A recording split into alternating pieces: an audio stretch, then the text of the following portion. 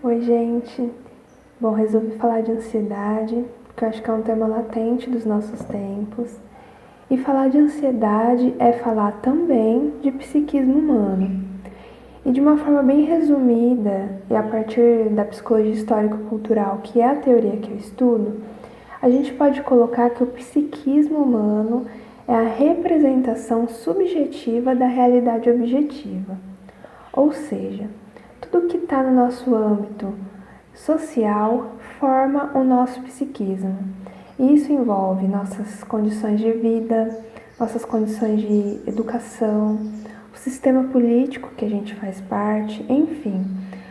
Tudo que está no nosso entorno social ganha um sentido pessoal e isso forma o nosso psiquismo.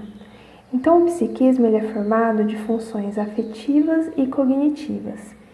E essas funções em conjunto formam um sistema funcional. Esse sistema funcional é composto pela sensação, percepção, atenção, memória, pensamento, linguagem, imaginação, sentimento e emoção. Bom, então quando a gente está falando de ansiedade, a gente está falando de uma emoção, que é uma função afetiva. E como eu disse, essas funções elas não trabalham sozinhas, elas estão dentro de um sistema funcional complexo.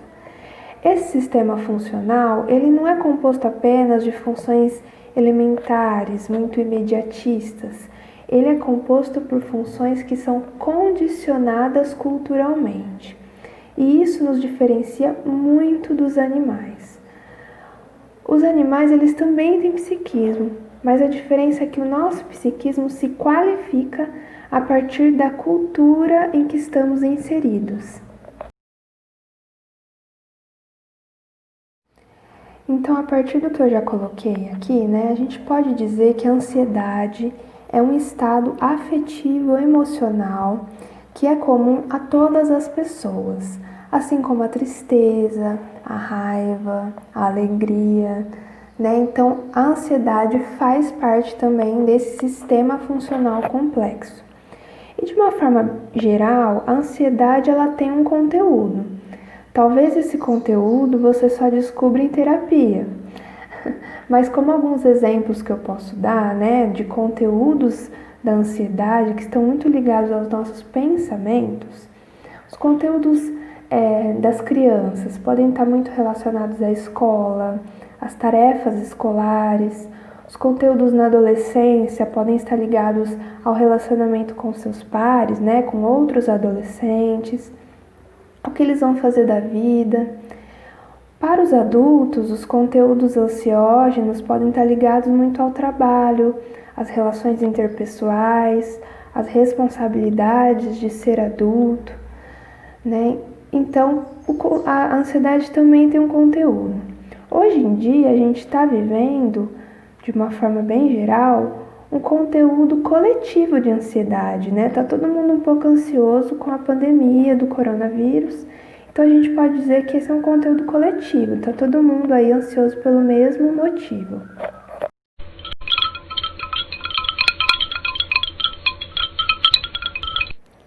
Agora, falando especificamente da ansiedade, a gente pode colocar que ela é, muitas vezes, uma reação do nosso organismo a uma ameaça que é pouco definida ou até mesmo imaginária. Então, a gente sabe que podem acontecer coisas ruins com a gente, mas a gente não tem certeza disso.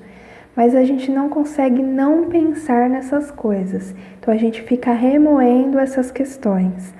E isso acaba nos causando reações corporais. Como assim, A mente e o corpo, eles não andam separados, eles andam juntos. Então, quando a gente fica muito ansioso, a gente pode sentir isso no nosso corpo. E aí a gente entra, então, em alguns sintomas da ansiedade. Os sintomas da ansiedade estão muito ligados ao nosso sistema respiratório e ao nosso sistema cardíaco. Então, como alguns sintomas, a gente pode colocar falta de ar, sensação, assim, ofegante, sensação de que o peito está pesado, palpitações, enxaqueca, insônia, tensão muscular, tremores nas pernas e nos braços. Esses são algumas reações corporais que a gente sente decorrentes da ansiedade. E algumas reações psicológicas, alguns sintomas psicológicos, estão muito ligados aos nossos pensamentos. Então, é uma preocupação excessiva em situações que a gente não precisaria se preocupar tanto, nervosismo, falta de concentração, enfim. Esses são alguns sintomas também psicológicos da ansiedade. Bom, caso a ansiedade esteja atrapalhando muito a sua vida, eu indico que você faça terapia. Até se não estiver atrapalhando tanto. Na terapia, você vai procurar, então, conhecer o conteúdo da sua ansiedade, o que te causa tanta ansiedade, para você poder lidar com isso.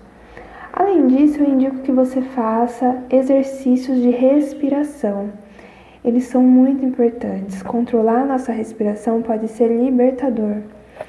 Além disso, exercícios de relaxamento, como eu disse, dos sintomas corporais da ansiedade é a tensão muscular. Então, fazer exercícios de relaxamento são muito legais. Escrever o que você está pensando, falar com outras pessoas sobre a ansiedade, para você ver que você não está sozinho. Enfim, são algumas indicações que eu faço. Bom, para finalizar, é importante você entender que essas emoções, essas sensações são comuns a todas as pessoas, tá? E é legal a gente responder a essas demandas de uma forma a despatologizar a vida. O que isso significa?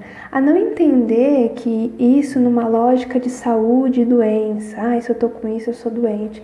Não, você é um ser humano que tem problemas, que tem que lidar com esses problemas, assim como todo mundo.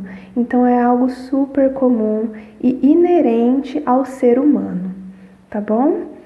Bom, eu espero ter esclarecido algumas questões sobre ansiedade a partir de uma ótica da psicologia histórico-cultural. Saiba que você não está sozinho, não está sozinha. Esses sintomas, essas questões ansiógenas é comum a todas as pessoas e é super possível lidar com eles, tá? Se cuide e beijos!